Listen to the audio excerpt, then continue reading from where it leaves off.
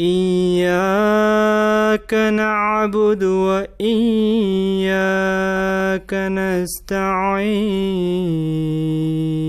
اهدنا الصراط المستقيم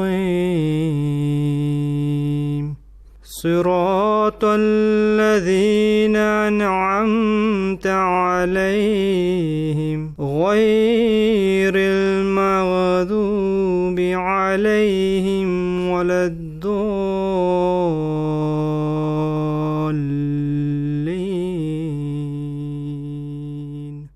Chers téléspectateurs, assalamu alaikum wa rahmatullahi wa barakatuh. Bienvenue une fois de plus pour votre rendez-vous avec le droit chemin. Une émission, comme vous le savez déjà, qui est exclusivement dédiée à l'étude du Saint-Coran. Dans les épisodes précédents, nous avons parlé à propos de notre Créateur, Allah, et à propos de ses attributs aussi. Et nous avons aussi parlé à propos du fait qu'il communique toujours avec ses serviteurs, il parle toujours avec ses fidèles, et cela restera ainsi pour toujours. Ensuite, avec l'aide de différents versets du Saint-Coran, nous avons pu apprendre beaucoup sur celui qui nous a créé, notre Créateur, et sur celui qui a créé tout ce qui nous entoure, la création comme telle que nous le savons. Aujourd'hui, Inch'Allah Ta'ala, au courant de cet épisode qui va suivre, nous allons parler à propos du pourquoi, surtout à propos du pourquoi de cette création. Pour ce faire, aujourd'hui, on a le très grand plaisir d'accueillir avec nous Mourabi Shamim Jamal Ahmed Saheb et Mourabi Nour Mohamed Tourab Ali Saheb. Assalamu alaikum wa rahmatullahi wa barakatuh. Wa alaikum salam wa rahmatullah. Shamim Saheb, ce serait naïf, très naïf de dire que Allah Ta'ala a créé toute cette création sans but, sans objectif. Quel est l'objectif vraiment derrière cette création? A'udzubillahi minash shaitanir rajim, bismillahir rahmanir rahim. Comme vous venez de mentionner, ce serait illogique de penser qu'Allah a créé nous, les hommes, la race humaine et aussi l'univers qui nous entoure sans aucun but, sans aucun objectif spécifique. Car même dans la vie de tous les jours, on voit autour de nous toutes les choses qui ont été créées. Toutes les choses qui ont été créées pour un but spécifique. À titre d'exemple, même la personne qui a créé la table qui est devant nous, la personne avait déjà en tête pourquoi, la raison d'être de cette table, et ainsi que toutes les choses qu'on observe autour de nous. Donc, en ce qui concerne l'univers, comme on avait mentionné dans les précédents émissions du droit chemin, que Allah a mentionné à plusieurs reprises que l'univers a été créé afin de servir l'homme, que Allah a mis à disposition de la race humaine l'univers en entier. Et concernant la création de l'humain, de la race humaine, Allah nous dit spécifiquement dans le Saint-Coran que ce n'est pas logique de penser que Dieu nous a créés sans aucun but. Dans le Saint-Coran, Allah nous dit, le chapitre 23, verset 116, A'udhu billahi minash shaitanir rajim, bismillahir rahmanir rahim, Afa hasibtum annama khalaqnakum abathan, wa annakum ilayna la turja'un. Croyez-vous donc que nous avions créé sans but et que vous ne seriez pas ramenés devant nous? Donc ici, c'est une question rhétorique qu'Allah nous pose, que comment pouvez-vous imaginer que j'ai créé tout l'univers qui est à la disposition de l'être humain et que l'être humain lui-même, il n'a pas d'objectif dans sa vie, il n'a pas de raison d'être. Donc Allah nous dit que c'est quelque chose qui est impossible. Donc dans le chapitre 51, Al-Dhariyat, Allah nous dit clairement la raison pour laquelle il a créé les humains, l'être humain, l'homme. Allah nous dit وَمَا خَلَقْتُ الْجِنَّ وَالْإِنسَ إِلَّا لِيَعْبُدُونَ, que je n'ai créé les djinns et les hommes que pour qu'ils m'adorent. Donc dans le verset que je viens de réciter, Allah a très clairement mentionné l'objectif de la création de l'homme, c'est-à-dire le ibadah. Maintenant, la question qui se pose est, c'est quoi ibadah? Liya'budun, donc le mot arabe est ibadah, qui est dérivé du mot abada ou abuda, et le mot signifie il a servi ou il a obéi. Donc ibadah veut dire se soumettre à un exercice religieux ou spirituel en guise d'obéissance à Allah. Donc toutes les facultés que Dieu nous a octroyées, les facultés physiques, les facultés mentales, les facultés spirituelles, ont pour but de nous aider dans l'accomplissement de cet objectif, c'est-à-dire de faire le ibadah, l'adoration d'Allah. Et pourquoi? Afin d'être en mesure, et cela on va parler en détail après, afin d'être en mesure de manifester les attributs d'Allah, qui est le résultat de cette adoration, de cette ibadah. Et la chose qui est intéressante est que Dieu a mis dans la nature de l'homme, dès le départ, dès la naissance même, de sa naissance même, Dieu a instillé, a mis dans la nature de l'homme cet désir, l'envie de partir à la rencontre d'Allah, de créer une relation avec Allah et de faire le ibadah, de faire l'adoration d'Allah. Donc dès le départ... C'est dans la nature humaine, dans la création de l'homme, Allah Ta'ala a mis cela qu'on doit l'adorer. Exactement. Ou adorer Donc qu'il le veuille ou non, il doit adorer Dieu. Exactement. C'est la raison pour laquelle quand l'homme commence à grandir et que les facultés que Dieu l'a données, les facultés morales, les facultés mentales, donc l'homme réalise à un point dans sa vie qu'il y a une raison d'être. Pourquoi il est venu ici? Et c'est à ce moment-là qu'il part à la recherche de cet être, de son créateur qu'il a créé. Et c'est là qu'il arrive à atteindre son objectif. Bien sûr. Et il y a des moyens que Dieu a mis afin qu'on puisse accomplir l'objectif pour lequel il nous a créés. D'accord. Donc, le Coran ne laisse aucun doute là-dessus. Il est très très clair à propos du but de notre création. Et pour essayer d'atteindre ce but, pour pouvoir arriver à une étape où on arrive à atteindre ce but, comment est-ce qu'on peut faire cela? Tout d'abord, pour pouvoir arriver au but de n'importe quelle chose ou quel exercice, on doit avoir la connaissance de ce qu'on est en train de faire, ou bien la connaissance du but qu'on veut atteindre. Par exemple, si quelqu'un a créé quelque chose ou a organisé quelque chose, donc il a un but derrière cela. Donc, si les autres veulent utiliser ou arriver au même but, ils doivent définitivement, nécessairement avoir la connaissance requise concernant cette chose ou concernant le but qu'ils veuillent atteindre. Concernant Allah Ta'ala, comme mentionné par Shamim Seb, et d'ailleurs dans les épisodes précédents, comme on avait expliqué à propos de l'être, à propos de l'existence d'Allah Ta'ala, qu'Allah Ta'ala va se manifester par divers attributs, divers noms. Donc, pour pouvoir comprendre Allah Ta'ala, on doit avoir la connaissance qui est correcte. La connaissance à propos d'Allah Ta'ala. Parce que, comme vous l'avez mentionné, Allah Ta'ala nous dit dans le Saint-Coran que notre but est d'atteindre Allah Ta'ala. Donc, si on ne connaît pas le but, si on n'a pas la connaissance où on veut partir, ou qu'est-ce qu'on veut faire, donc on va faillir à notre tâche. On va faillir dans le but même de notre création. Peut-être qu'il y a beaucoup de gens qui vont prendre naissance, qui prennent naissance, qui vont passer un moment dans cette vie, et arriver au moment où ils vont quitter cette vie, mais sans nécessairement avoir accompli le but de leur existence qui est mentionné dans ce verset وَمَا خَلَقْتُ الْجِنَّ وَالْإِنسَ إِلَّا لِيَعْبُدُونَ. Donc, ils ont été créés par Allah Ta'ala parce que Allah est Rabb. Allah est celui qui a tout créé. Donc, ils vont être parmi ceux qui Allah Ta'ala a créés, mais pas nécessairement qu'ils vont pouvoir accomplir l'objectif de leur création. Et souvent par manque de connaissance. Très souvent, c'est par manque de connaissance ou par faiblesse. Comment avoir cette connaissance? Comment pouvoir accomplir le droit de l'adoration d'Allah Ta'ala? Il y a toute une logique derrière cela. D'abord, pour pouvoir aimer quelqu'un, pour aimer quelque chose, il y a deux raisons principales. D'abord, c'est la beauté de cette chose qui nous attire. Ensuite, il y a les faveurs, les bienfaits, la bonté de cette chose.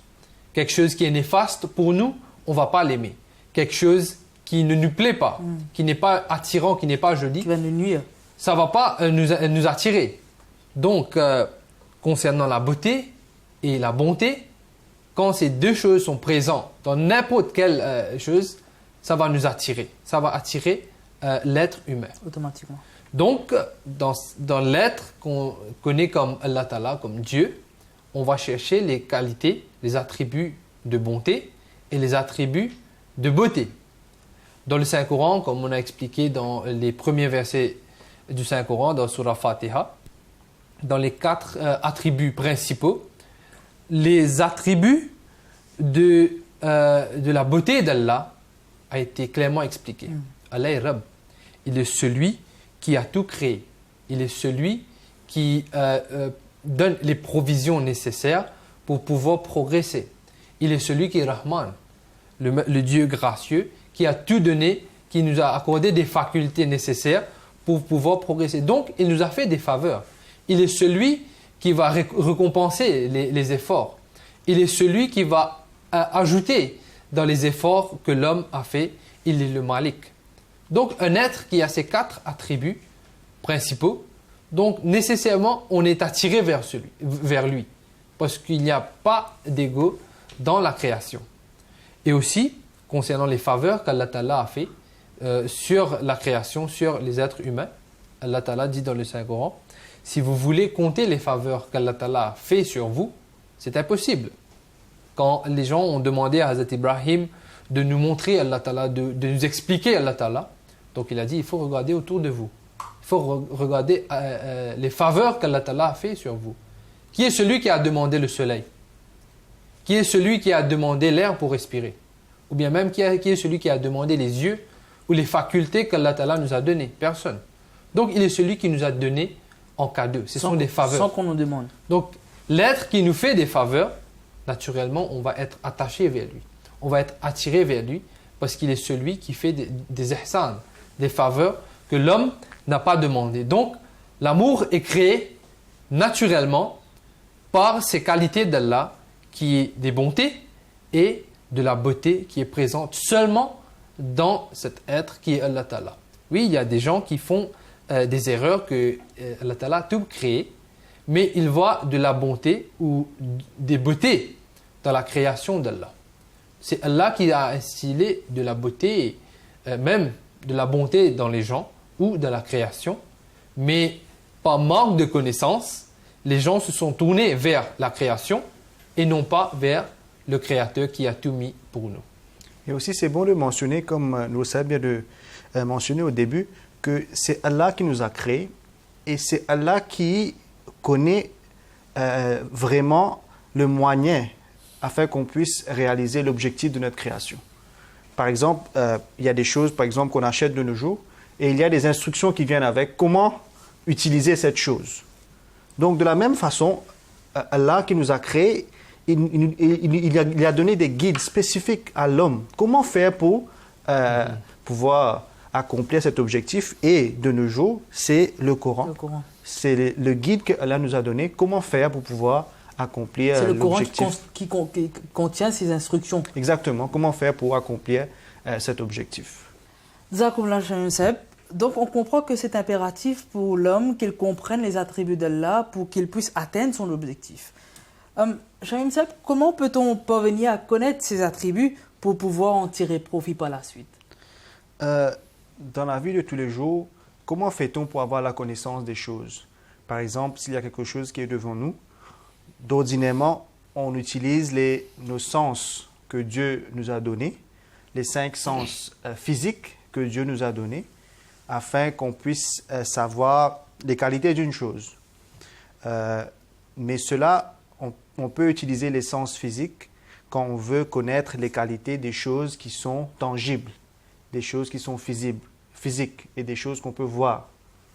Mais en ce qui concerne les attributs d'Allah, les attributs d'Allah ne sont pas des choses qu'on peut percevoir à travers la vue ou qu'on peut entendre à travers lui ou à travers le toucher. Donc ce ne sont pas des choses qui sont tangibles, ce sont pas des choses qui sont physiques. Donc comment va-t-on faire pour comprendre ces attributs, pour avoir la connaissance de ces attributs? Hazrat Muslim Maud dans son discours Irfan Ilahi, il a expliqué cela d'une façon extraordinaire. Huzur a débuté en disant que les attributs d'Allah ne sont pas des choses physiques qu'on ne peut pas, par exemple, voir l'attribut on ne peut pas voir l'attribut de Rahman ou l'attribut de Ghafour, ou on ne peut pas l'entendre. Donc, comment faire pour comprendre cet attribut? Hazrat Muslim Maud nous a expliqué que la seule façon que l'homme puisse comprendre les attributs d'Allah, c'est que l'homme doit, dans la mesure du possible, adopter ces attributs. À titre d'exemple, Dieu est, dans le Saint-Coran, Dieu nous dit qu'il est Ghafour, qu'il est celui qui est très pardonnant. Donc, si l'homme veut comprendre c'est quoi le Dieu Ghafour, il doit essayer d'adopter, dans la mesure du possible, avec ses capacités qui sont limitées, bien sûr, il doit essayer d'adopter cet attribut de Ghafour. Quand l'homme commence à manifester en lui-même l'attribut de Ghafour, dans la mesure du possible, c'est à ce moment-là qu'il va comprendre c'est qui le Dieu Ghafour. Et la même chose ensuite va s'appliquer pour les autres attributs d'Allah. Et graduellement, au fur et à mesure que l'homme adopte les attributs d'Allah, sa perception et sa compréhension de l'être d'Allah va changer. Et il va commencer à mieux comprendre c'est qui Allah et quelle est la vraie signification de ces attributs. C'est la raison pour laquelle le Saint-Coran nous dit à ce propos que dans le chapitre 2, verset 139, Sibrat Allah, la couleur d'Allah, Sibra signifie couleur, la couleur d'Allah, les attributs d'Allah, wa man ahsanu min Allahi sibra. Et qui est meilleur qu'Allah en matière d'attributs, en matière de couleur, wa nahnu lahu abidun, et c'est lui seul que nous adorons. Donc, ce sont les attributs d'Allah seul que nous allons adopter. C'est la couleur d'Allah uniquement qu'on va essayer d'adopter. Et aussi le prophète sallallahu alayhi wa sallam nous a donné ce conseil qu'on doit essayer d'adopter les akhlaq d'Allah, c'est-à-dire les qualités d'Allah. Donc, comment va-t-on savoir, comment va-t-on comprendre les attributs d'Allah? Le seul moyen qu'Allah nous a donné, c'est qu'on doit essayer, dans la mesure du possible, adopter ces attributs. Donc ça ne s'explique pas. Exactement. La meilleure façon, c'est de les adopter pour les comprendre. Pour les comprendre. D'accord. Car ce ne sont pas des choses qui sont physiques. On ne peut pas voir, par exemple, le livre qui est là, je peux le voir, je peux le toucher, je peux lire ce qui est à l'intérieur. Mais en ce qui concerne Dieu lui-même n'est pas un être qui est physique, qui est tangible, et ses attributs aussi ne sont pas physiques. Donc, on ne peut pas les voir avec l'œil, mais on peut essayer de les adopter.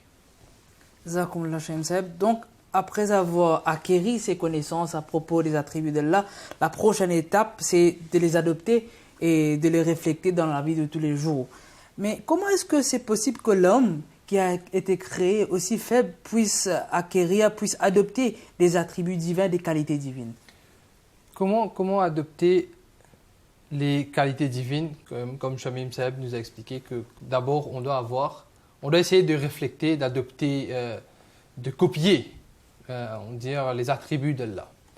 Mais pour pouvoir copier les attributs d'Allah, pour pouvoir refléter les attributs d'Allah, d'abord on doit avoir la connaissance des attributs d'Allah. On doit connaître qu'Allah Ta'ala est par exemple Rabb, il est Ar-Rahman, il est Ar-Rahim, Malik, Ghafour, Sattar. Donc il y a plusieurs attributs d'Allah. Donc ce sont des titres qu'Allah Ta'ala même nous a dit, il nous a révélés à travers le Saint-Coran, à travers le Saint-Prophète sallallahu alayhi wa sallam, qu'Allah Ta'ala a plusieurs noms, Sibra, plusieurs noms, plusieurs attributs. Et dans le Saint-Coran, Allah Ta'ala même dit a utilisé le nom de Ism, les noms d'Allah. Donc ce sont les attributs d'Allah à travers lesquels on peut comprendre Allah. On peut comprendre l'être qu'on connaît comme Allah. Donc il y a l'étape d'avoir la connaissance des noms. On doit savoir quels sont les noms, quels sont les attributs d'Allah. Mais juste seulement connaître les noms d'Allah ne suffit pas. Si on connaît que Allah est Rabb, il est celui qui a créé par exemple, il est le Seigneur, Rabbul Alamin, Seigneur des mondes. Donc ça va être de savoir les traductions des mots. Ce sont les mots en arabe qu'Allah Ta'ala nous a révélés, qu'il a différents attributs, il a différents noms. Donc on connaît les noms. mais que cela veut dire. Il y a même ces attributs ou bien des noms qui ont été donnés aux êtres humains, que quelqu'un il est connu comme un tel, il y a un nom, mais très probablement il y a des gens qui ne connaissent pas même la signification de leur nom. Donc ils ne vont pas refléter le nom qu'ils portent. Si on ne connaît pas suffisamment si on ne connaît pas la signification des noms d'Allah, que veut dire Rabb par exemple? Donc on ne pourra pas copier les attributs d'Allah. S'il y a des gens qui disent que nous, on veut pardonner, on veut essayer de refléter l'attribut de Ghafour, du pardon d'Allah, on va essayer de copier, ou bien même essayer de faire des faveurs sur d'autres gens, mais des fois on arrive qu'on ne peut pas le faire, parce qu'on est humain, on a des difficultés, il y a plusieurs raisons. Donc ces gens-là, en réalité, ils ne connaissent pas vraiment les attributs d'Allah comme il le faut. Ils connaissent les noms des attributs d'Allah, mais ils ne connaissent pas la signification. Si par exemple on est en train de parler à propos du mot Rabb, Allah est Rabb, il est le Seigneur, très probablement il y a beaucoup de gens qui connaissent que Allah a tout créé. Il est celui qui a tout mis en place, l'univers, les cieux, la terre, les étoiles, le soleil, de l'eau, l'air. Mais que veut dire vraiment Rabb? Beaucoup ne connaissent pas. Est-ce que tout le monde sait vraiment que Rabb est celui qui a tout créé? Il a tout mis en place pour pouvoir vraiment progresser. Et il est celui qui va prendre la création, il va prendre l'homme et le faire arriver au stade de la perfection. Donc tout cela, c'est dans l'attribut de Rabb. Donc si on veut vraiment adopter l'attribut, ou bien de refléter l'attribut de Rabb, on doit savoir vraiment l'essence de l'attribut de Rabb pour pouvoir essayer de progresser dans l'attribut, essayer de comprendre qu'est-ce qu'on veut faire. Et cela revient à la première chose que nous, Seb, a mentionné au début, c'est la connaissance. On doit comprendre l'essence de ces attributs dans sa profondeur, dans leur profondeur, afin de pouvoir vraiment essayer de les adopter. Donc, pas seulement la connaissance, mais la connaissance complète, parfaite. La connaissance doit être... On doit progresser dans notre connaissance pour pouvoir progresser dans les attributs d'Allah. Ce n'est pas suffisant de savoir que Dieu a, par exemple, 99 noms, comme les gens disent, Rabb, Rahman, Rahim, et on connaît seulement la traduction, Dieu est grand et Dieu est gracieux et miséricordieux. Cela ne va pas suffire pour pouvoir les adopter. Au commencement, c'est nécessaire de connaître les noms, de connaître les attributs d'Allah, mais après cela, on doit progresser, on doit connaître vraiment que cela veut dire. Et par la grâce d'Allah, on a le saint prophète sallallahu alayhi wa sallam qui nous a expliqué la signification des mots. Il nous a démontré dans sa vie comment refléter les attributs d'Allah qui a été mentionné dans le Saint-Coran. Et on a aussi le Messie promis alayhi salam qui est venu, qui nous a expliqué comment adopter cela. Et en adoptant les attributs d'Allah, on va comprendre où est le droit chemin et où est le chemin qui va nous emmener vers l'enfer. Donc, en adoptant les attributs d'Allah, on va naturellement, logiquement, éviter les péchés, les erreurs, et on va marcher sur le droit chemin. Jazakumullah Nour Seb, Jazakumullah Shahim Seb aussi pour vos brillantes réponses. Chers téléspectateurs, avec cette dernière intervention prend fin cet épisode. Nous vous remercions infiniment pour votre attention. Je vous dis Jazakumullah Hasan al-Jaza. Assalamu alaikum wa rahmatullahi wa barakatuh.